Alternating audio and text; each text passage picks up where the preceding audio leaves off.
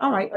Hi. We've streamlined the process and have a proposed agreement for the court. All right. Are you all ready? Yes. Court is calling 2025 CR 010320 State versus Henry Renee Salazar. Can I have parties announced for the record? Matthew Allen for Mr. Salazar. And are you Mr. Salazar? Yes. All right. Did you review the document entitled Motion to Revoke Community? I'm sorry, motion to enter adjudication of guilt and revoke community supervision with your attorney? Did you understand it? Yes. Are you the same Henry Renee Salazar who was placed on deferred adjudication in 2025 CR 010320 for the offense of evading arrest or detention with a vehicle on August 22nd, 2025 for a period of 5 years? Is that you? Yes, ma'am. State? Judge. Okay, we're proceeding on the motion, but we do have an oral amendment to violation of section 10. Oh, is there another? There should be a supplement, first amendment. Have that, Judge? No. Okay. Want to see this? Yes, please. Here you go, Judge. Thank you. And also, did you review the first amended motion to enter adjudication of guilt and revoke community supervision with your attorney, and did you understand it? Yes, ma'am. All right, State, you may proceed. To do the first amended motion to revoke. And it's regarding violation of condition number 10. It should read violation of condition number 11 on or about the 21st day of October 2025 in Fair County, Texas. The defendant Henry Renee Salazar did then and there purchase, receive, possess, or transport a weapon in violation of condition number 11. Any objection to the amendment? No, Your Honor, no objection. All right, Mr. Salazar, could you raise your right hand for me, please? Do you solemnly swear or affirm the testimony you give will be the truth and nothing but the truth, so help you God? All right, you can lower your hand, state your name for the record. Henry Salazar. All right, do you understand that the state is asking that the violation condition be amended to reflect a violation of condition number 11 and not condition number 10? Yes. Do you understand that's a substantive change to the motion to revoke? And do you understand that your attorney has certain rights or certain days to prepare for to answer the allegations that are in this motion? Yes. And are you waiving that time? Yes. And defense, are you waiving the time? Yes, Your Honor. All right, then to violation of condition number 11 as read by the state, how do you plead? True or not true? True. State, You can abandon your remainder tonight. any objection to the waivers? No objections, Your Honor. Did you understand by pleading true to violation of condition number 11, if the court were to find that true, the court could find you guilty, revoke, and sentence you up to 3 years, after 10 years in the prison. Did you understand? Yes, ma'am. And knowing that you still wish to plead true to violation of condition number 11. Yes. Court will find violation of condition number 11 true. Is there a proposed agreement? There is, Your Honor. This time the state is asking that we deny the state's motion, alter and amend this conditions for him to attend state ISF. And the reason for that after time with the probation department is because he was just placed on deferred adjudication in August of 2025. I know there are other allegations that are going to be taken care of outside of this agreement. However, after reviewing the evidence, that is what we are recommending. All right, thank you. All right, state, you may be excused. Probation, is that your recommendation? Yes, Judge. All right. How old are you? 19. All right. Do you want me to follow this or you want me to send you to prison? I would like.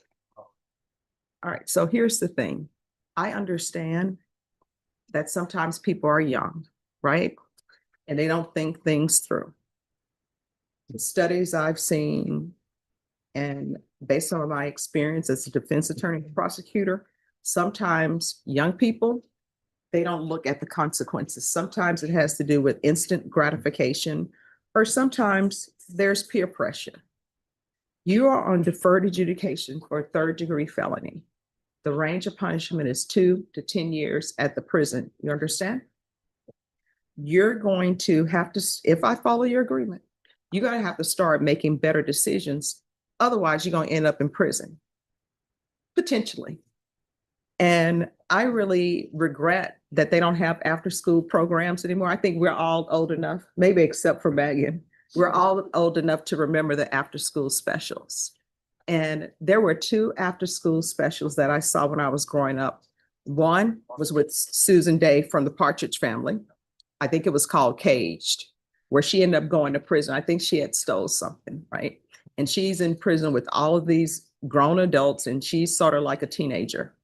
And the other one was involving the actors who played in The White Shadow. Do you remember The White Shadow? Mhm. About this white guy who goes in to do this basketball team in the bad part of town, but it ran for many years.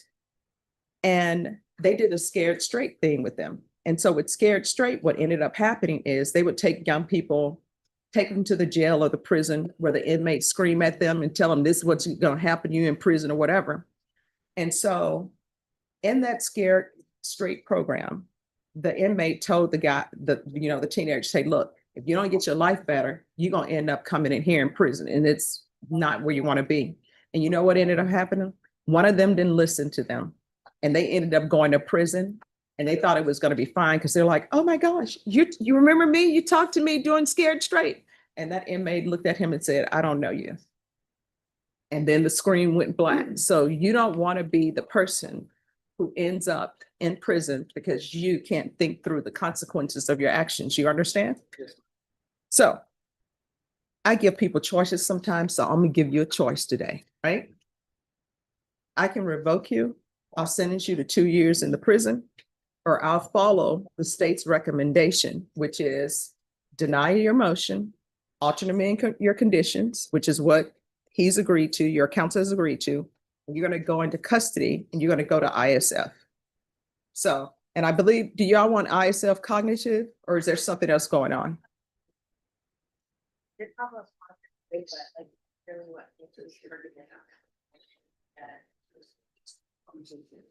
Okay.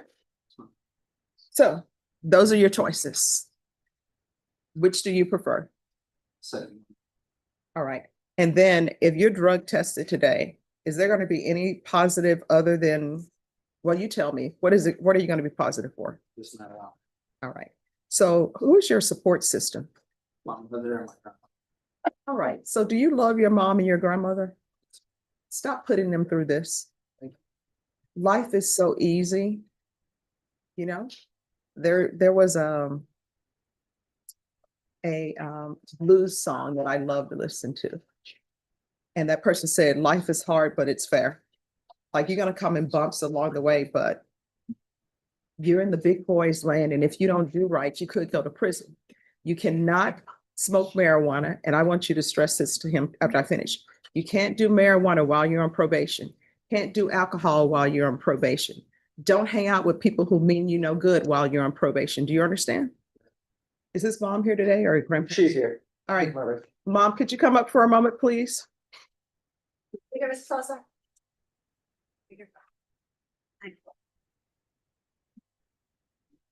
Hello. Hi. I'm not going to swear in. Any objections to me not swearing her in? No, Your Honor. All right. So tell me.